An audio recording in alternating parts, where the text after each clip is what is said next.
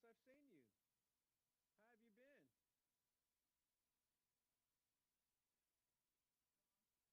I'm reading your lips pretty good. Tom, You're, hold you're on, muted, Connie. I just muted myself a second ago, so I forgot. Yeah, I've been busy with trees. I was just calculating. We've probably given away over 4,000 trees since middle of February. Yeah. Wow. Mhm. And I see them going on the tree giveaway days. You can see trees hanging out of sunroofs and the backs of Right. truck beds, and a lot of smiling people. Yes. Yeah. People are really happy. They leave. So it's really amazing to see photographs of them when they leave. It's just thrilled. It's amazing. Yeah, I don't think it's people realize how big those suckers are when they drive up there. Oh, I know. They are, I mean, mostly not. And it depends upon our, where we procure them from. And mostly Arbor Day procures them for us, depending. But because we couldn't find somebody local who was doing that. And now Worthington Nursery is getting liner trees. And so we were able to get 1,700 that we gave away like in March, I guess, from that, and they were big trees. I mean, really big trees. So people have no idea what they were getting. The ones we've given away lately have come from Georgia, and they are smaller. And we've had to drop down to 1 and 2 gallons instead of 3 gallons in order to get the native trees that we want. So, right. that means we give away more trees. Well, folks, let me call the meeting to order. We are short of a quorum at this point. Hopefully, a few more folks will join us. We do have one member who is out on maternity leave. Melissa Baird has a out of office message on her email that she will be out on maternity leave until June 25th. I called her office earlier today to talk to the individual whose name she had left as a contact person, and she was out of the office. So I'll try to get some information on Melissa's status and pass it along to everyone. Connie, since you had sort of started, let me do, we don't really have a quorum, but we can still review the minutes.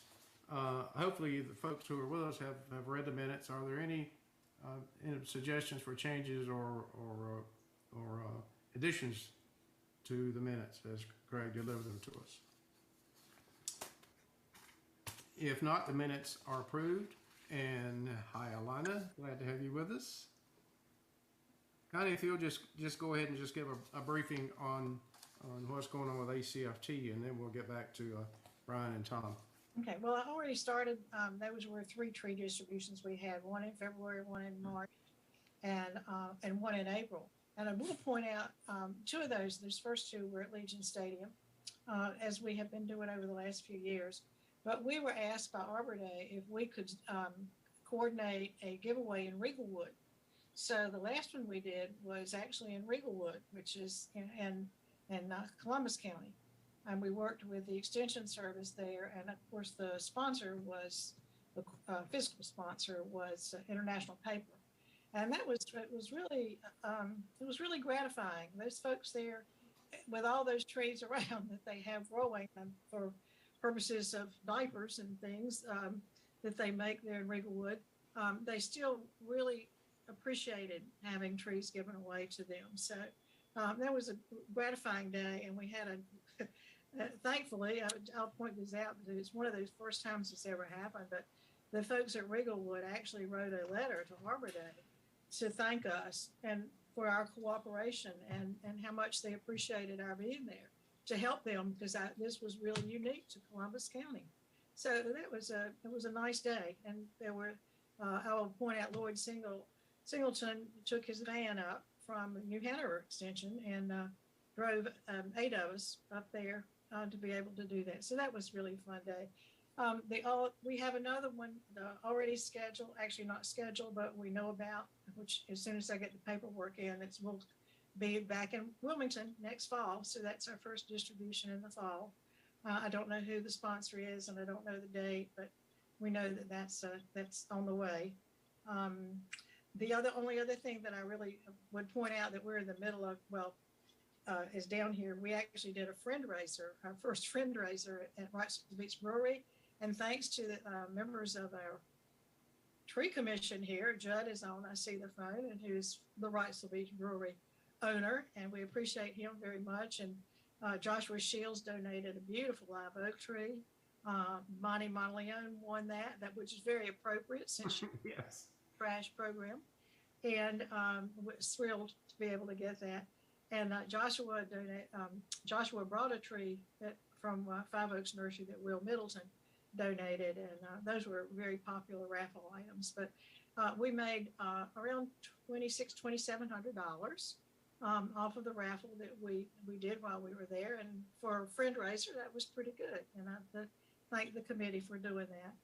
We're in the midst right now doing tabling events. Tomorrow we're at Live Oak Bank, and I'm going down to Sunset Beach. They're doing a place. We're reaching out down to Sunset Beach, is doing a sustainability thing for Earth Day, and then we have Earth Day at the Longleaf Park on Saturday, and at the Bellamy Mansion Family Day on Sunday, and then we have another one at the Battleship in a week after that. So then we'll rest for a month and write grants. So that's where we are. Thanks, Connie. So, Ron, Brian, Tom, the floor is yours. Ron, thank you for joining us as well. Well, James, thank you very much. And to the tree commissioners, I want to thank you very much for the distinguished work you do to improve our environment, our quality of life, our experiences. The work that you do does matter. It makes a difference. I do want to emphasize that from the city council, the city manager, and the staff, the urban tree canopy, preserving it and growing it is a high priority. And we wanted to use today as an opportunity to usher in a new or maybe an enhanced relationship where matters that pertain to the tree canopy, that we engage you more with it. Oftentimes the decisions, even when we share information, it may not be able to be changed, but we think there's an opportunity for us to at least come to you and present the information that we have. And so Brian Chambers, our senior planner, is going to share with you a development that will impact trees. And we want you as commissioners, stewards of the urban tree canopy, to be aware of it, and also the efforts that we explored to mitigate the loss of the trees. And I think we have some solutions, but we're in a dynamic environment. And so I'm going to turn the floor over to Brian, also Ron Satterfield, who is the acting Planning and Development Directors here as well. And we want to thank you for taking the time to hear us today. Brian? All right, I'm going to attempt to share my screen. Let me know when you see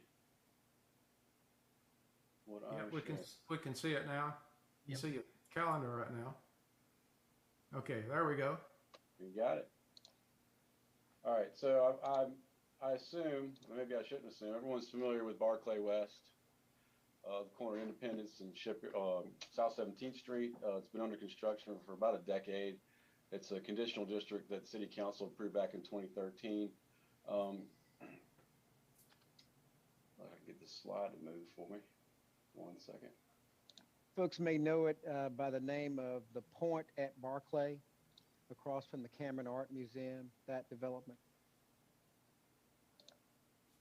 Tom, I am very familiar with it. I live in a townhome subdivision in Echo Farm, so I go by there at least twice a day and bemoan the clear cutting of what used to be this wonderful wetland pine stand. Yeah, I'm going to try not to pour salt on any wounds as best I can. I don't think there's a lot of people that are excited about how that tree canopy got wiped out, basically. But let's not go there right now. Yeah, I'm just. No, I think we're all in the same sorry. camp there. So based on the intensity of this project, there was a traffic impact analysis. And as you know, the TIAs, they require a number of transportation improvements that are around and within the project to mitigate traffic and then provide access to the site. One of those improvements is a new traffic signal at South 17th Street and Gallery Park Boulevard. You can see it on your screen. I kind of labeled it in a light blue to make it pop out a little bit. Hopefully you can see that. the new signal is going to require, again, I'm sorry with my clunkiness on here, I gotta close things to move screens, but it will require the removal of 5 to 7 of those oak trees in the median. And this will ultimately depend on the length of the required left turn lane that goes into Gallery Park Boulevard. We looked at a number of options here, even up to eliminating the need for the signal, and apparently that's not an option because the TIA wouldn't allow it, and they've actually got agreements in place that would prohibit us from not allowing the signal. So this is something that's got to go in. We looked at other locations to maybe accommodate the other traffic improvements, but none of that would really work. So we settled on the best possible outcome here is to limit the impact of this improvement to the extent that we can, which is how short can we make the left turn lane, how tight can we make the median and turning movements. And I will provide a slide that kind of. Brian, don't move yet. I'm reading Connie's face. I want to make sure everyone that's looking at your screen is interpreting it or have any questions. Connie, the circles are 17th Street, and then at the bottom of the screen would be the point at Barclay. If you just kind of move your cursor, and right now that's the area that a street connection, a signal, will be installed. And so this is Gallery Park Boulevard, South 17th Street. This is the point at Barclays, the movie theater here.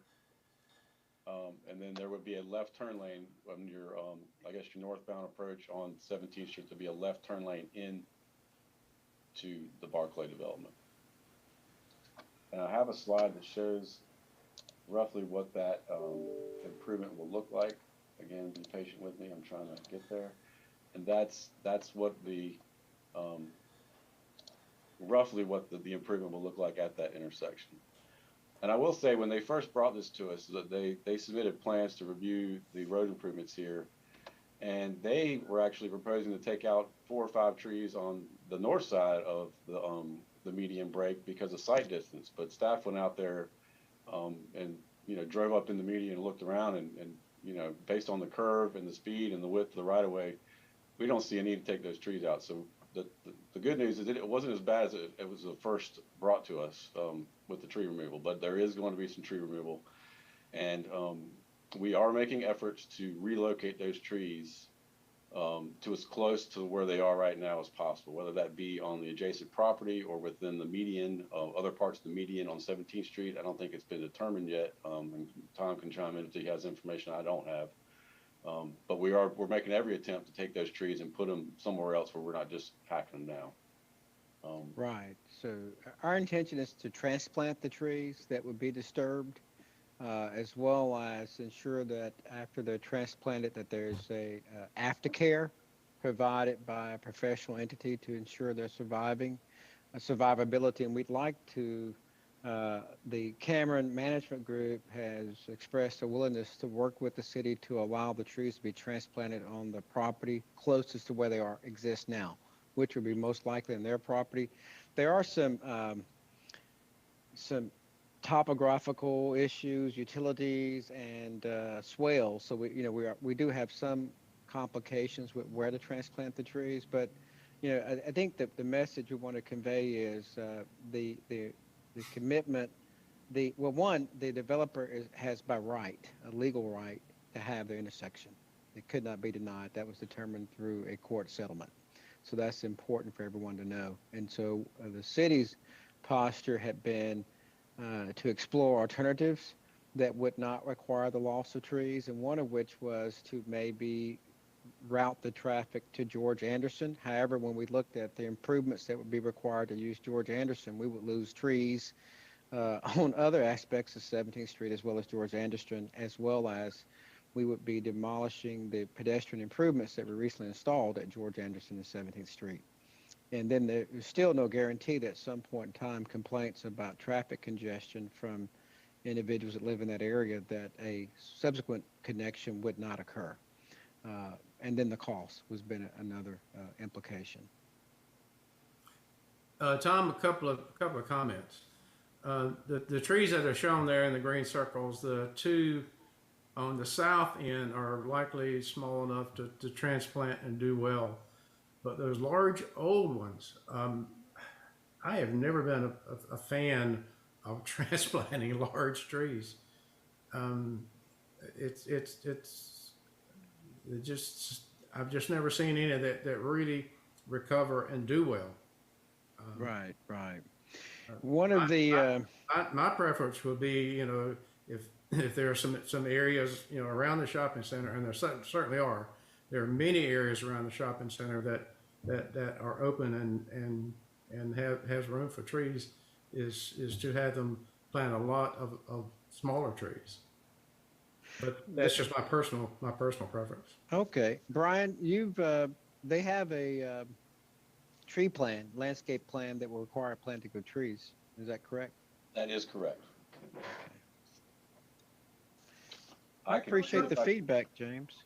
I would actually, we've had some big trees moved here, and I guess it depends upon who moves it and what kind of care they give. But we all know that there have been some big trees moved very successfully. So, and I will just say too, it is interesting that I get a lot of conversation about trees being cut down and a lot of conversation about medians and why there aren't more trees in medians. And they always point to 17th Street as being the example of what they would like to see more of. So I just warn you ahead of time. Right. That is the model. That is the model. And I understand what you're saying, but it is the model. So, Yeah, it's a beautiful parkway. The yeah. Davy Resource Group is a national group. They've had representatives here. I think they were also involved in removing a oak tree with Publix on Market Street Right. some time ago. And so while the city council has not acted, I've talked to a number of council members that have emphasized to staff to work with they'd like for us to work with the expertise that exists within the tree commission to select a vendor along with Aaron Reese and his team, someone that we want to attempt to transplant them and keep the tree line canopy as close as we can. And yet I understand what James is saying about, the risk of them surviving and the timing of such, but it won't be a small expense to transplant them. We'd have to hire, there are a limited number of entities that are skilled enough to do this, but that is the plan. And it's good to hear that there may be different opinions on whether to transplant them or just really have increase the planting in and around the shopping area. Are there any other thoughts or comments about this I have a before? question. Mhm. I'm just curious what kind of long-term stuff is possibly going to happen in that particular area, and what kind of precedence does this set for down the road? If it's like, well, we already took these trees out, there's only 5 more, let's just keep going. I mean, is this kind of a one and done thing, or is this going to set the tone for future growth?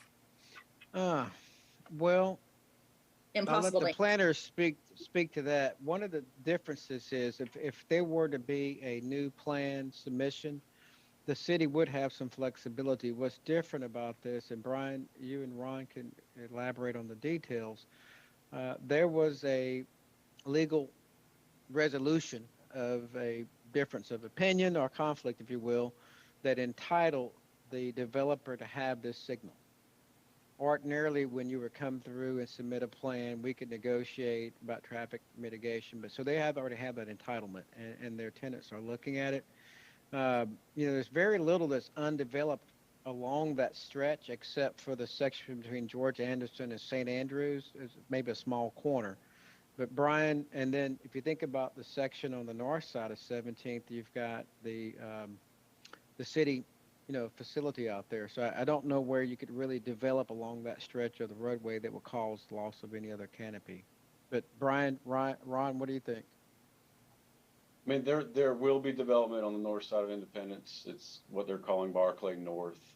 Those plans are actually in development. I don't know what the transportation improvements are going to be, but given the information that I have and the knowledge we have based on what's occurred out with this portion of development, there's going to be a more of an eye on what are they requiring and what are these impacts going to be on the trees in this median.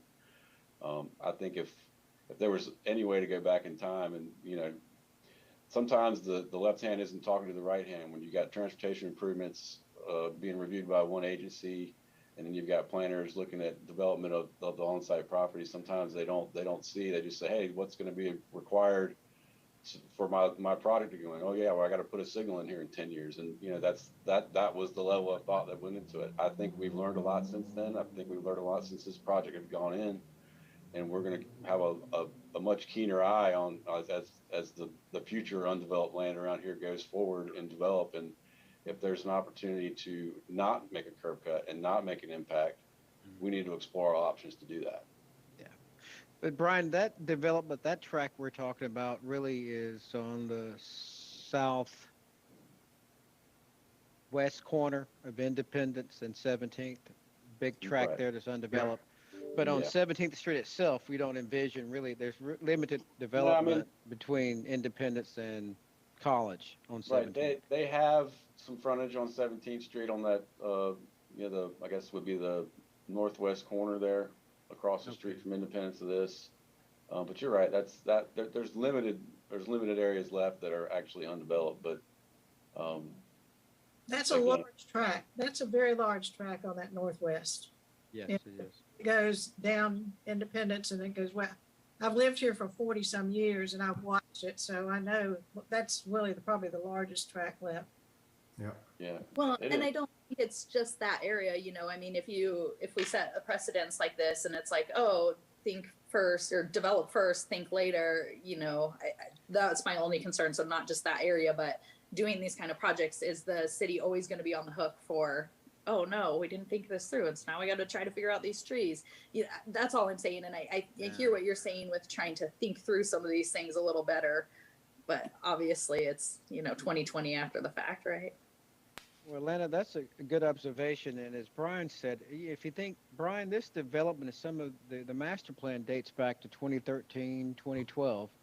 We probably are at a different point in time as related to our desire for development and also focus on the urban tree canopy. But going forward, and of course our land development code that's been updated and our comp plan have elements in about preserving these types of areas. So I think there is more focus on it. The other part of it is, even when we plant trees, we've got to be intentional about where we plant them, recognizing future impacts. And I'll give you a good example. In 2020, Connie, when we kicked off the 1,739 trees to be planted, and we had Racine being an area, Racine near New Center, and part of our team didn't know that Racine was going to have a right-of-way, a right turn lane planted, but if we had planted the trees, 2 years later, we've been removing them. And so it's sort of like Brian said also, we've got to make sure that all the elements of the organization are communicating and sharing that information, but we're able to catch it and avoid the unfortunate episode of planting something only to remove it a little bit later. Good question. Good observation. Brian, we kind of interjected. Do you want to keep going? I don't really have anything else to add on this. I'm happy to entertain any questions or thoughts.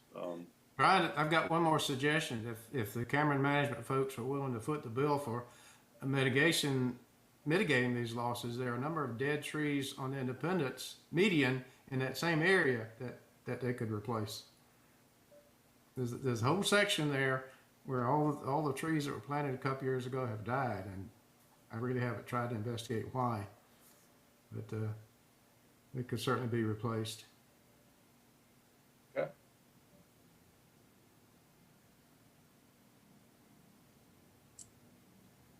Well, I mean, what are your thoughts as a group? It's an extraordinary measure that an effort is going to be attempted to transplant these trees. But I think it goes to the commitment of the managing elected officials to preserve our urban tree canopy. Will we have 100% assurance that they're going to survive? No, but our intention is not only to transplant them, but to have adequate maintenance contracted to care for them, like you would anyone else recovering after some kind of major event. So that's the intention. It's estimated that ballpark number, north of $100,000, perhaps in the realm of $100,000 or so. So it's an investment, but it also, our intention was to try to transplant them as closely to the roadway, so we still have that sort of tree line fence as much as possible. Tom, your audio is I haven't heard anything he said in the last bit of conversation. I'm sorry. Say that again. Your audio was really off, and I really didn't hear anything you've said in that last, other than, well, what's everybody's thoughts? Okay. As All much right. as I got out of that. So Thank you. Connie, so what I was saying for the group was that our projected budget is a little bit more than north of $100,000, somewhere between 100,000, maybe 120. That would also include not only the transplanting of the trees, but the care that's required afterwards by contract. We have very competent, capable staff in our forestry division. However, they can't be everywhere all the time. So we just don't want to burden them with the extra work of this. And so that's essentially what I was saying, Connie, at that point in time. And we wanted to just convey that our hope was that we would be able to move the trees as close to the roadway in a way that sort of keeps the character of that area. But it's going to be determined by what's underground. We've not really surveyed the area, and the Cameron group has expressed a desire to want to work with the city staff to allow us to transplant the trees, even if it requires being planted on their property. Yeah, I mean, this is Tom Boland. So, if we take a look at the Barclays Common, there isn't very much tree cover there. And as a result of that, I would say that anything you can do if you're going to have to move trees is to move more towards the Barclay Commons area, because I know that, there was a lot of discussion about how some of the commercial buildings that are built in Wilmington don't have as much tree cover as some of the other areas that I think they compared against Hilton Head and something like that, where there is significant more tree coverage, say in some of the commercial areas, and creating a lot more environmentally helpful building, because anytime you do plant trees, it helps reduce the heat and provides additional shade and stuff like that. So, and just creates a better environment. So, I mean, I would say that if we're looking to move trees, let's see what we can do to build up the trees in the Barclay Commons area to make it a little bit more green and that sort of thing. Tom, thank you very much for that feedback. Of course, the property is owned by the Cameron Group, so to a great extent, we're going to be asking them where would they allow us to move the trees. But they're not obligated to do this. But we've made note of what you're suggesting, and we will try to find the most suitable environment that will provide the best prospect for the trees to survive, and hopefully keep them in that area. Tom, did they offer to pay for having the trees saved? I'm just curious, because I think that there were some trees on Independence that were moved or cut down in order to accommodate a left turn lane, mostly for the folks, the folks over there with Live Oak Bank. And I think Live Oak offered to pay for that. So I just wondered if Cameron did too, or not. Or they just felt it was their right to have it done. I've not asked them to pay for it, and Right. Maybe other staff that may have had some interaction directly may be able to respond, but they've expressed a willingness to work with the city to transplant them. I have had those conversations. Brian, Ron, Yeah, I'm not privy to any conversations that involve the transfer of funds. I mean, they've been willing to negotiate, relocating, and accommodating the relocation on site. That's the extent of what I understand with the conversations have involved. Historically, the family has never been a friend to trees. So just, and I'm talking about my Bruce Cameron, who was my backdoor neighbor at one point. So, Well, and Connie, that kind of made me think about something else. Like, what is it kind of, if this were to happen and they were be relocated to the Cameron properties, is it a handshake agreement? Like, what happens? Is it's like, we'll pay for the tree? I mean, how does that all transpire? The tree's on their property? Is it their tree? Like, yeah, We'd have to, well, we would have to negotiate some kind, one, there'd have to be some kind of agreement in writing. It wouldn't just be a handshake. I do believe we'd need some kind of access easement for us to be able to be on their property, take care of them. And that's my concern, is that it be somewhere on the perimeter as close to the right of way as possible. When you go into the interior of the property, that's really a transformational, and there are issues with that. But they would be city trees, and I would expect that perhaps we'd have to have some kind of easement, some kind of agreement that will allow us to move it on their property. The right of way, if you think about when you're traveling east on 17th and you get close to George Anderson, you can see the ditch along the roadway. And then if you hop across the ditch from the travel path to get close to that walking path, and so it's going to be a challenge. And I've not been, let me reframe it. I've not been involved in an on-site visit with people that have more knowledge than Tom Moten and potential contractor to look at what's the most suitable site. We're sort of doing this sequentially. Just wanted to engage you in the conversation, share this information. We will be looking for someone who has a documented record of experience in transplanting large old trees. Hey, Tom, this is Aaron. I apologize for not speaking up before now, and I've been kind of multitasking. Had some other things I had to take care of while I've been listening. But just, I want to throw out a couple of things, a little bit of background information, and some other things. I don't want to step on anybody's toes, but I feel like the group needs to have this information for decision-making purposes. Thank you, Aaron.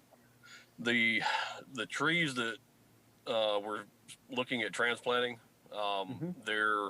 I think the biggest one is about 20 inches in caliper, not DBH, but caliper. So the trunk diameter measured at 6 inches above grade. So they are large trees. They're all in pretty good health. They're well within the bounds of being able to transplant successfully. That median is about 30 to 31 feet wide. So we'd actually be able to dig an appropriately sized root ball without even taking up the entire width of the median to be able to move the trees. So that, and then as far as a location to transplant the trees to, if the city so desires, there's actually open locations further down the 17th Street median where we have lost trees that could be filled in with these trees if we decided to do that. So that's also an option that could be on the table.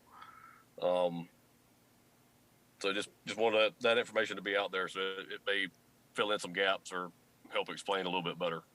Aaron, that's a good point. In fact, where the gaps are, there's some new recently planted trees. I think all of that's available. Yes. We'd like to hear from you and well, you've been involved, but even the tree commission members about preferences, recognizing that we're looking for you to advise, and we're going to try to make the best possible decision in the public interest as well as fiscally responsible. Yes, sir. So within the median, there are locations there are enough locations south of that site, going back towards College, that are either currently completely vacant or have trees that have been planted within the last 2 to 3 years. Those young trees we can easily transplant with the new spade that we recently purchased. So those would be no issue at all. And obviously the vacant sites are vacant, so they're wide open. And I think we actually have 2 trees that have been hit multiple times by vehicles, and they're actually declining to the point that we need to remove. So that would be additional sites that would be available. And if if transplanting the large trees, if we had more available sites than we had trees, then we would obviously fill those in later with younger trees. Yeah, and I'll add something to what Aaron is saying. The south side of George Anderson, adjacent to Halliburton, there's a fairly wide area there where a couple might go to if you can't find enough other spots for them. Yes, Jim. I think most of the open locations right now would be south of George Anderson. I think there's enough down there. Yeah, that's what I'm talking about on the south side next to Halliburton Park. Yeah. Yes. Yeah. Well, if we could transplant the trees into the right of way, that obviously it eases the burden. The Cameron Group will plant trees as part of the landscaping agreement, and we wanted to keep the tree line canopy nature as much as possible. So a mixture of working with Aaron to identify where they could be moved within the existing median or in the area is what we would want to do, and try to maximize those opportunities first. If I can speak to the survivability of the trees, the experience, limited experience that I have with the companies that do this type of tree relocation. The one that I have the most experience with, most knowledge of, actually, they will prescribe an aftercare program for the trees, and as long as their aftercare program is followed, they have a 3-year warranty on the tree.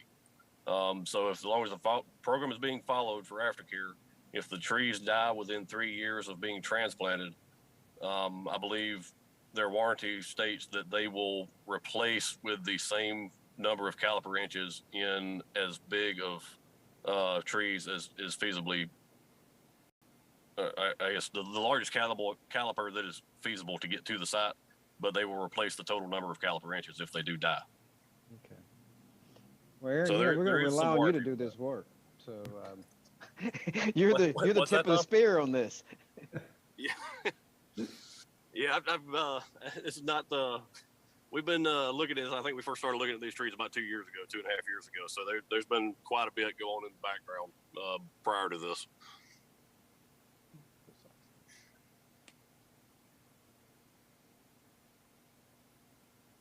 Mr. Chair. Are there any other questions or comments for either Tom, Brian, or Ron on this particular project? I'm no longer on the tree commission, but I like the idea of keeping those trees in the median rather than on private property. And they'll be cared for in the transplant. Yeah. Excellent. Again, just like to express to you how much we appreciate you taking the time to have us on your agenda today, and how much we appreciate the invaluable work you do. We couldn't pay you enough. I want to offer to give you a pay raise, double your salary. So just think about double times 0, and but in all seriousness, though, we do appreciate the work you do. We have what makes Wilmington rich is the number of citizens and individuals that volunteer on our boards and commissions and committees. So thank you again. And thank you for coming, Tom. And while we've got Brian and Ron here, I'd like to shift the subject just a little bit to the tree protection section of our new land development code, and what's being done to implement some of the new requirements. And specifically, I'm referring, I can't remember the exact nomenclature now, but there's a statement to the effect that the trees that have been inventoried should be reviewed by a certified arborist or an experienced forester. The plans that I have reviewed since the first of the year, and the Covey restaurant is the latest one that I've been looking at. I don't see anything on the plans that indicates that has been accomplished. So what do y'all plan to do to? And I'm concerned about this from a personal experience because I've been, as y'all probably know, I've been working for Dave's Petrino on the switchyard project, and everything in the new land development code we're implementing there. But I have seen, and I've assisted the owners of several small projects where trees were marked for removal or were marked for saving by the engineering design firm that did the design for it, but there were trees that were in very poor condition. And so I had to go through the process of bringing this up with Aaron, getting Aaron to look at them, and it was, substantial delay in the project going forward. From what Jim, I've been seeing, yeah, go ahead. I'm sorry, Jim, if I could interrupt, I Yeah. apologize. I know this is really bad timing, but I have a family commitment and I need to jump off. Okay. But if there are any questions that I can answer related to this, if it's something I can answer, feel free. Anybody that needs to send me, email me, and I'll see if I can get your questions answered. But I do need to jump off though, so my apologies. Okay, thanks, Aaron. I think from the work that I've done in assisting some developments, what I'm seeing is that surveyors are inventorying the trees. And the surveying field crew are folks who know nothing about trees. They don't know the species. They don't have any way of evaluating their condition. And then that tree inventory goes into some design firm, and you have an individual sitting at a computer in his office drawing up plans who has never been to the site. So there is a need for hands-on evaluation of the trees after that inventory that goes into the process of, do we save it, or is it in bad condition and can it be taken out? So anyway, I'm just bringing that up for an issue that some procedure needs to be developed for implementing those things. I agree, absolutely. We do our best to get out in the field, and we've only got one Aaron, unfortunately, and we drag him everywhere we can, because we do understand that that's exactly what happens. We need to get out there and walk the ground and say, you've identified this tree. Is it worth saving? If not, let's look at others that we could probably adjust the layout a little bit to save. And we do that the best we can, and we're always open to make improvements on the process. And we're open to any and all suggestions possible. And you're right, we're implementing the code, and we need to go out there and continue to do that and make sure we're getting the right people on the ground to make those decisions. Well, I've got a suggestion for you to consider, and that is you don't accept a plan unless it's signed by a certified arborist or experienced forester that they have reviewed the trees. I mean, that's what the land development code has, that statement, but it doesn't have the implementation part. How do you enforce the fact that those trees have been reviewed?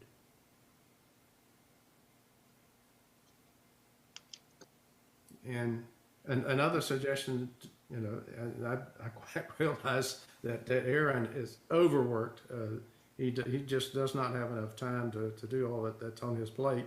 So what would be the possibility of hiring contractors to do some of that tree review? Folks like Josh Shields, who are really experienced certified arborists, that could help Aaron out. So just suggestions that I'm throwing out. No, thank you very much.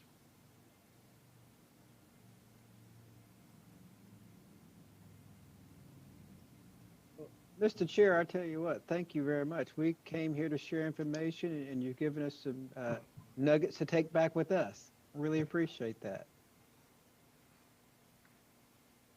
Both of them, so we And I both would made say- note of it. Yeah, I just was going to, I'm sorry, but I have been around since what Jim was talking about, and Aaron's not here to speak, but I've actually, heard him be frustrated, but he depends upon the developer to actually do that inventory, and because he doesn't have time to get out there to do it. I mean, he doesn't, or check it, and he knows it, and he had been very frustrating for him. So. But for most projects, a certified arborist or an experienced forester could spend a few hours with that initial inventory, just walking through and or another option would be to actually train these surveying field crews to recognize some of our principal species and to apply a condition code to them. I think training is, what do they say? An ounce of prevention. Yeah. I think that'll go a long way here. And then every time I say something like that, people look at me and say, "Okay, when can you get the training ready to go?" Right. That's a good point. I mean, if we can pull it off, of getting the information out there and getting people to know what we're looking at, is half the battle. Well, there's another option, and I tried to get Paul Pascarosa of Headwater Environmental to join us today. But there are a number of folks who work for these local environmental consulting firms who have high accuracy GPS units. They're also very experienced in plant identification, and they can do an accurate inventory, map them, and also set up a database to do accurate identification and also some type of tree code, tree assessment or tree condition code. Yeah, and just to go back to the point you were making about having arborist, forester, and the code, it says what is arborist, forester, and or land RLA is right. Some kind of professional a landscape professional to identify these inventories and then plan accordingly. And landscape architect, yeah. Right, correct. The landscape architect. And I will say that most of the firms around here will hire an RLA to do just that. And those are the people that are submitting those landscape plans and the development plans. They have, the bigger firms have RLAs on staff, but a lot of times they'll hire them out to folks that just do that, like your Josh Mahaley's and whatnot. But those people are not visiting the sites. I can vouch for that. They're sitting in their office with the surveyor's information and drawing up plans.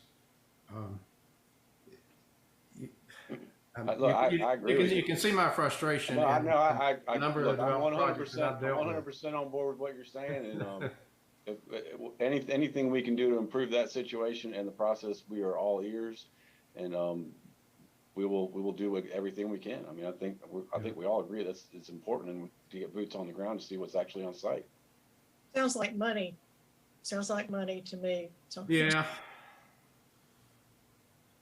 Well, anyway, that's an issue that maybe we could get together again at some future time with some folks with the background that I've got and with y'all and hash this out some more, because it's a turning into something that to me is important to deal with a little more.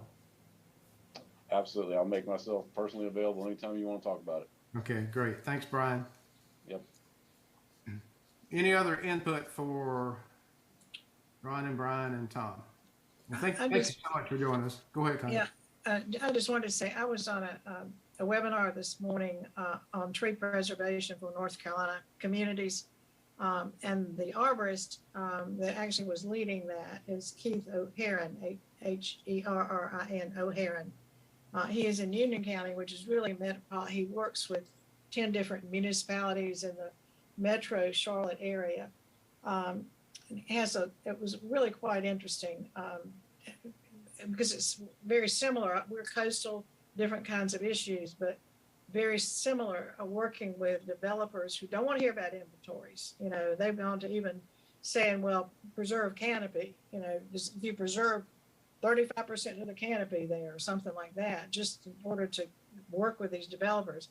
So they're frustrated. Everybody's frustrated, with having to make this done, and especially in areas like ours and theirs, which are developing so rapidly. It's hard to, and by the time we fix it, there ain't gonna be need for it. That's what I said 10 years ago. But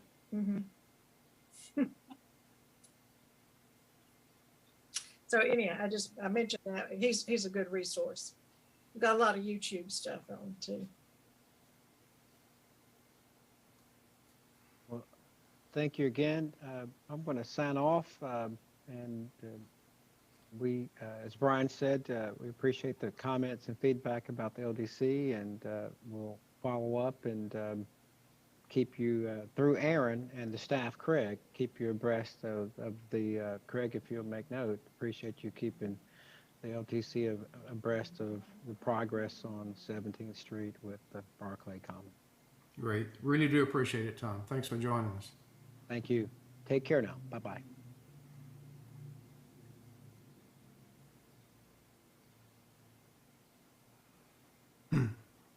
Aaron has left us, so following our agenda, the Heritage Tree Committee, I have been remiss in not following up on that, and hopefully I will have some time in the next few weeks to meet with Alana and the other two folks and deal with that. Craig and I have talked just briefly about the website. Craig, do you have any input on the status of that at the moment? Yeah, and I'll actually give some feedback in regards to the urban forestry master plan. Aaron was going to speak to that. Okay, all right, good. I'm on that same group. We had a meeting last week, and the physical inventory they saw within the 1947 they saw as just about complete. They at that point had 3 more days left of canvassing. So I'm going to say fairly confidently that they have completed that. At that point, they were just shy of 10,000 trees, which is much closer to what we were thinking. So 10,000 plus 3 more days. So we should get some of that great data, some of that rich data that you were actually kind of referring to on the health and quality of what we've got planted out there is going to come through. And that should be available very soon. Connie, I want to bring this up because you're in front of us, and I'm so appreciative of that.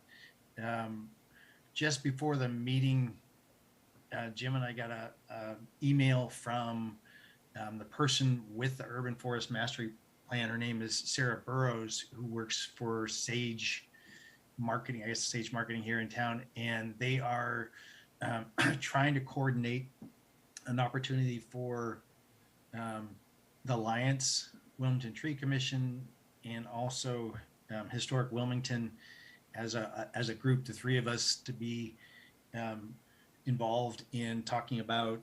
I might actually just pull up her email, but the hope was that actually I'm gonna pull it up while we're here.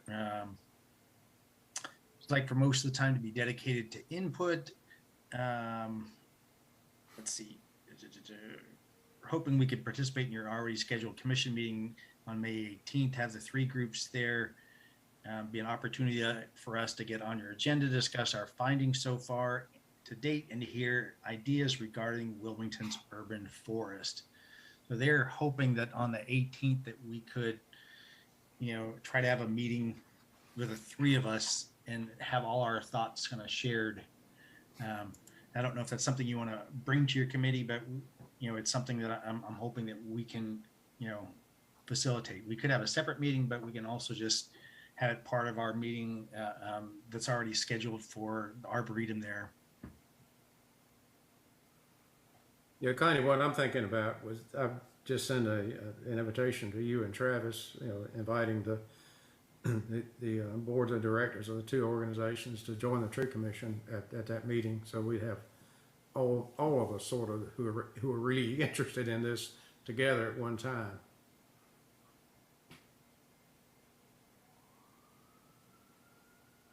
Did you say it would be at the Arboretum? Yeah, our May meeting is going to be at the Arboretum. Yeah, May 18th, 4:30 to 6. So if you could, just send an invitation to the ACFT board, and I'll do the same for Travis.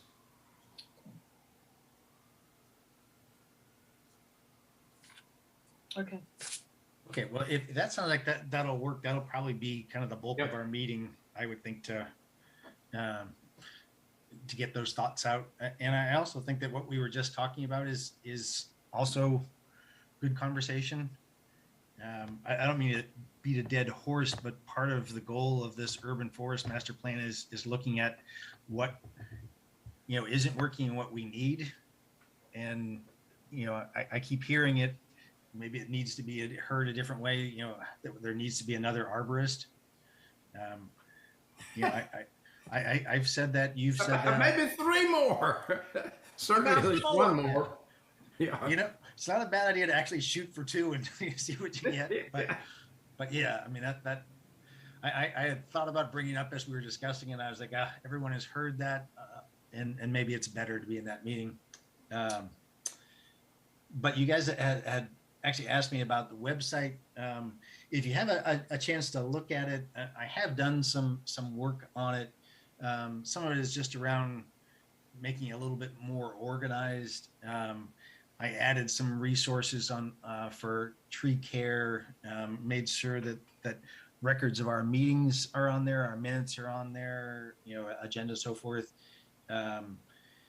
So it's functioning a little bit more organized, and I've had our urban designer take a look at it, and we'll probably put some information.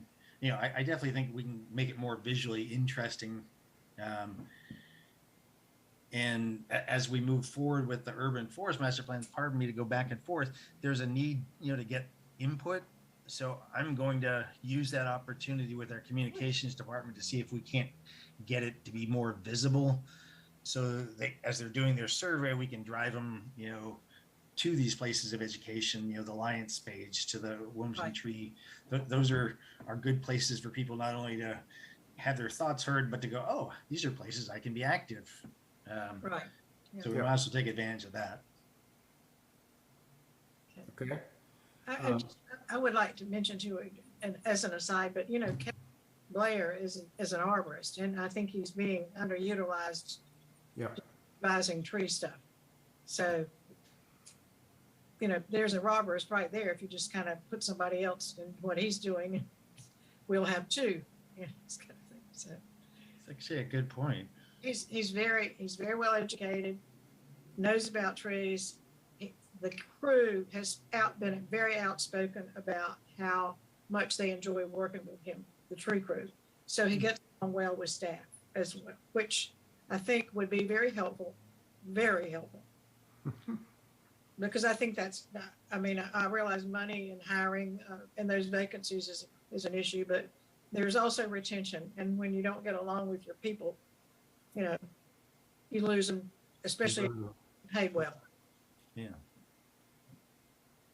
Have to say that.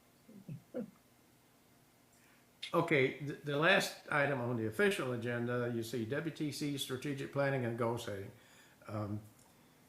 Tom and Craig and I met recently to talk about a number of issues, and we agreed that this is something that we'd like to do.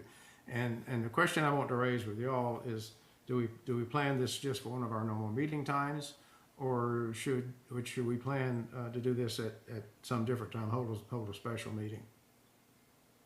Any thoughts? Hey, Jim, Are you going to have?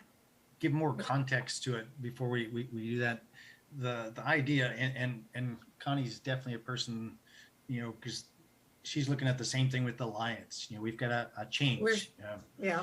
I'm about to say, we're going through it, now. So, but the idea would be, hey, we've got a change in leadership, a chance to kind of look at the group as a whole. Where are we, being valued? Is the, and at least it was great hearing Tom Moten say that the city sees great value, but just re-emphasizing our goals, getting us all kind of excited about the future. But that's kind of the idea behind a strategic planning, would be us to step back from what we're doing and make a plan as a group. I personally think, I'm not sure if we're going to be able to answer your question, Jim, without actually figuring out, who can do that, and then having that person, steer the efforts. Yeah, because you cannot steer that effort, Jim. Oh no, of course not. I need to be back. I need to be back in the corner with people throwing darts at me. No, I mean, it's just. Yeah, I understand. You can't.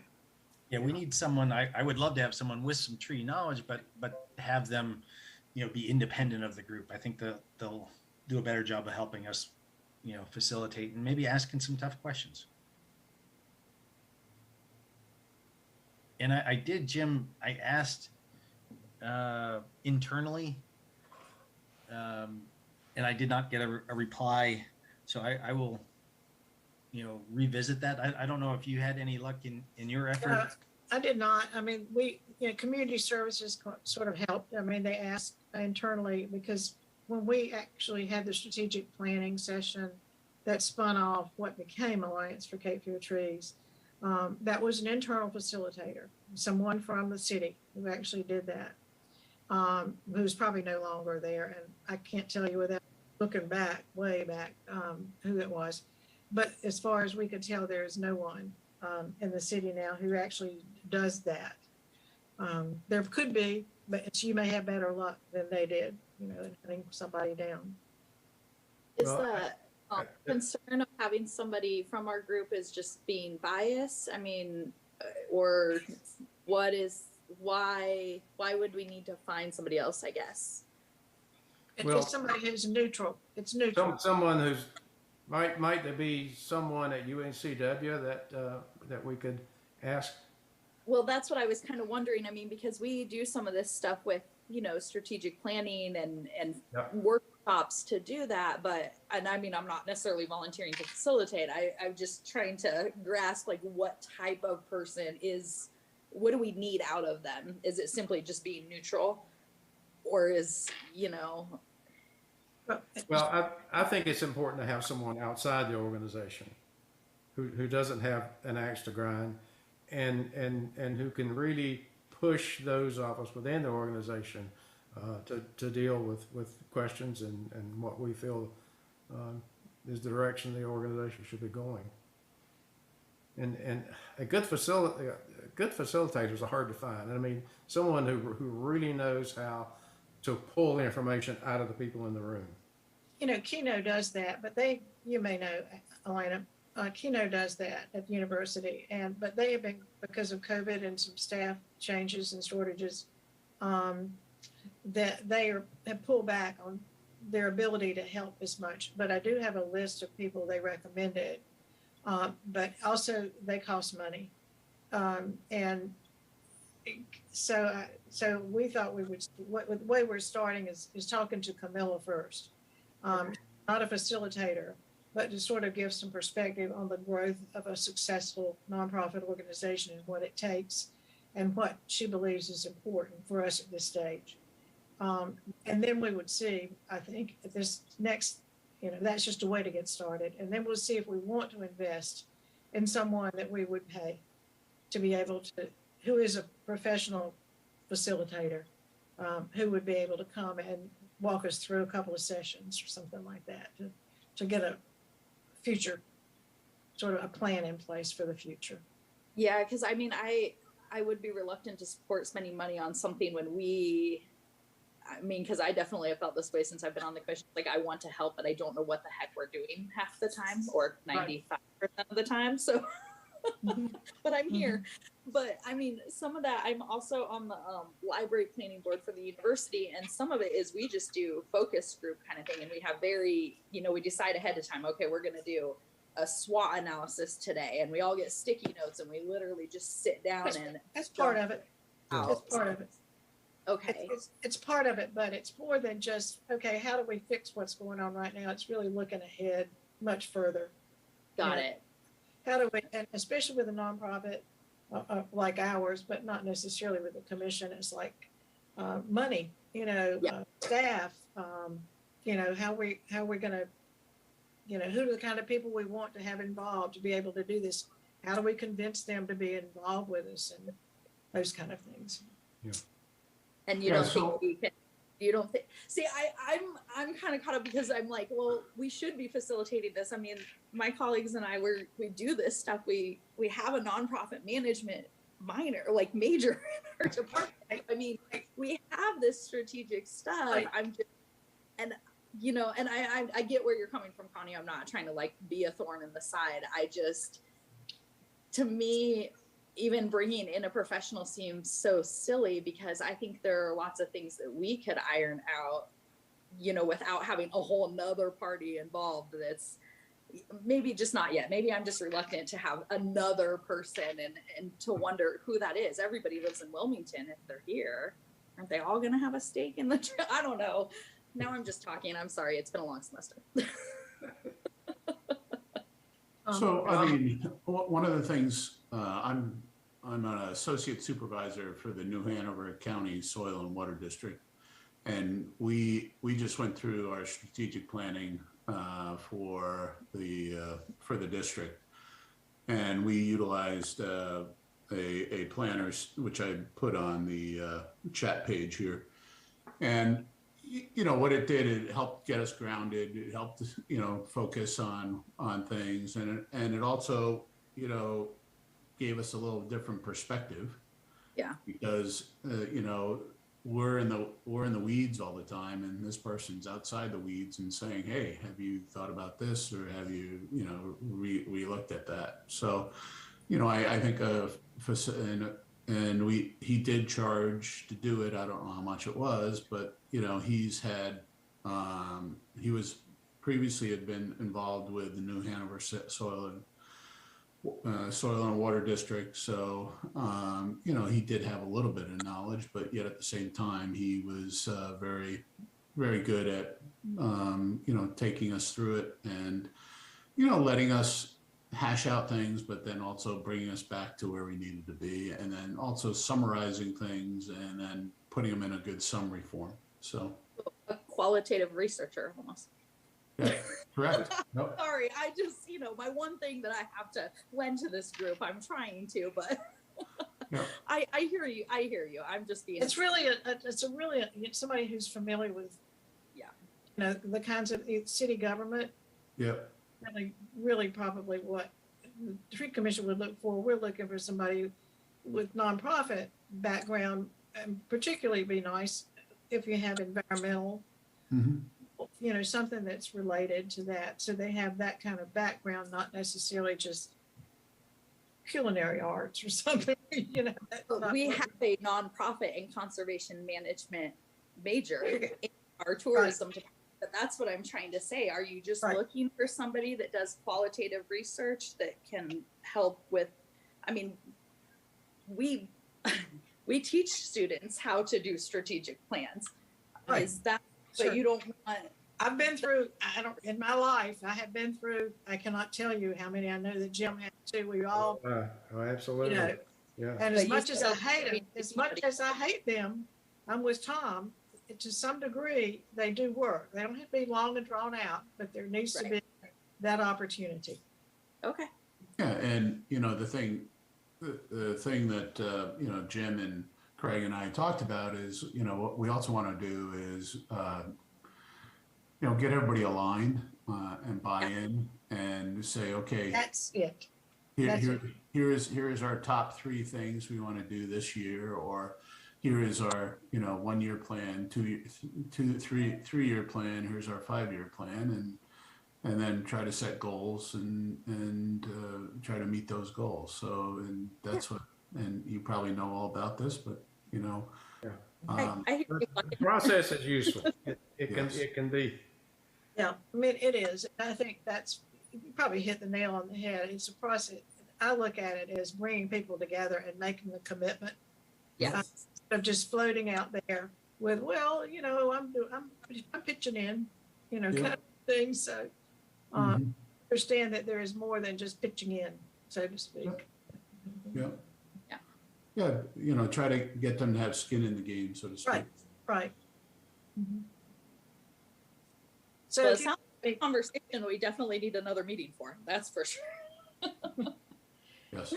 so if you have some suggestions about folks, you know, I would love it, especially if we don't have to pay for it. So, Well, a name that came up in the discussion that Tom and Craig and I had was Glenn Harbeck as a facilitator, because he's got the background with the city and planning issues and tree has issues. Glenn done that before? Is he a facilitator? Has he really? Yeah, he's got some. Darn. I would have asked him if I'd realized he would have done that. So, I mean, you know, Alana, you know, if the other thing we do is you utilize a student as a project, to facilitate our strategic plan. And, you know, that person would, you know, might have a little bit of background in conservation or whatever else, but, you know, that way they could write a, you know, a thesis or a paper or whatever to say, hey, you know, Wilmington Tree Commission strategic plan, facilitation and that sort of thing, just provide excellent experience. So 2 birds, 1 stone, baby. yep. Right. That's a good suggestion, Tom. Yeah. It is a good suggestion, you know, Alana, if it lined up with, you know, a class and a student Yeah, and, yeah. you know, someone maybe, you know, you can almost review them or approve them. Well, and that's what I'm wondering if, like, you know, to have that, if the bias thing is an issue, which it sounds like having an outside perspective is kind of vital. I mean, even just maybe another person in our department that's just not, you know, not as close, but Right. they are, yeah, easily accessible. I mean, and, you know, this student also could bring, you know, a younger perspective, so to speak. Yeah. Okay, fair. That's fair. Well, I think Okay, we so have where a couple are good we? ideas. Do you think there might be someone, either staff or faculty in your group, Alana, who would be willing to facilitate a strategic planning session? no, see, I shouldn't have brought that up and argued my point until I was ready to commit. Well, you don't have to commit, you can think about it. Yeah, Yeah, think well, about I Well, think let's think about it, and I had promised to get in touch with Glenn, and I haven't, but I will get in touch with Glenn and see what he says. yeah, and I mean, you know, if like Connie's saying it's an ongoing process, maybe it's something where we do, you know, like you said, Tom, like having somebody else and to get a different perspective and like you guys are trying to express, maybe do that like the first time and then see if we can keep, you know, making it an annual thing or something where we can keep kind of checking in and making some measurable goals and those kinds of things would be helpful. But yeah, Well, I mean, developing the strategic plan would be a once in a couple of years, and then but keeping us on track. right, and then but we would then be responsible for, you know, setting the goals and keeping us on track, and then maybe in another 2 or 3 years we then also review the strategic plan again. So, Right, like an yeah. evolution of Right. these things. And that's the way the New Hanover Soil and County Water District, Soil and Water District was doing it. They develop a 3-4 year plan, then develop goals for the year, and then 3 or 4 years down the road, they then revisit the strategic plan to make sure that it's still aligned or it needs Right. to be changed. So, Like a report card kind of thing. yep. Yeah. Mm-hmm, mm-hmm. Yeah. And I just want to say, I agree with, you know, Craig and I've talked about a little bit too, is that we need to consider how the Tree Commission and the Alliance, you know, need to work together. And so Yep. we need to have perhaps, I don't know how to do that other than to have some representation, you know, from each one of these on each one of the planning processes or something. I think they need to be separate in it because there's just different focus, but yeah. forces behind a nonprofit versus a government kind of thing, but we need to have us involved. Yeah, Great idea. definitely. Well, back to my original question, at one of our regular meetings or schedule a special meeting? I think we're gonna have the May meeting pretty full. So plan for the June meeting to do this? Can Dedicate- we do it? Are you think you can do it in an hour and a half? Is that what you're like? Well, warn everybody that we'll have snacks and beer if it goes beyond an hour and a half. Well, you We're could being the probably guinea pig for the arboretum. We're being the guinea pig for the arboretum to see if we can get that fast track alcohol permit. Yeah. Yeah. Judd's right across the street. You just got to dodge traffic. Other than that, it's totally fine. Right. But I think you guys would be able We could actually hold it good at, start. we could actually hold it across the street. He's probably got some meeting rooms. He does. All right, June meeting, and we'll work on a venue that's suitable if it goes into a long meeting. I Right. think there's ways to Well- expedite. I'm not worried. Well, the other thing is we have to ensure that everybody can attend. Yeah. Because we don't want to have something where there's only, a half of us who was part of the commission at the meeting setting up strategy when we're trying to get buy-in from the whole team. So we need to put out saying, hey, we're going to have a strategic meeting on this Need date. you there. Yep. And Well- yep. You've got a lot of overlap with these, and so you're forcing people who are professional folks to be in both of these meetings. Like I'm saying to everybody, you got to be there. Yeah. So Yep. within another month, you're going to say you've got to be there for this one too. So just be careful. Just be aware, folks. Yeah. Right. So I hear what you're saying, Connie, and that we then just need to make sure that we understand how we can potentially accommodate some of these things and be able to then also get their buy-in and figure out how to do that. Yep. Okay.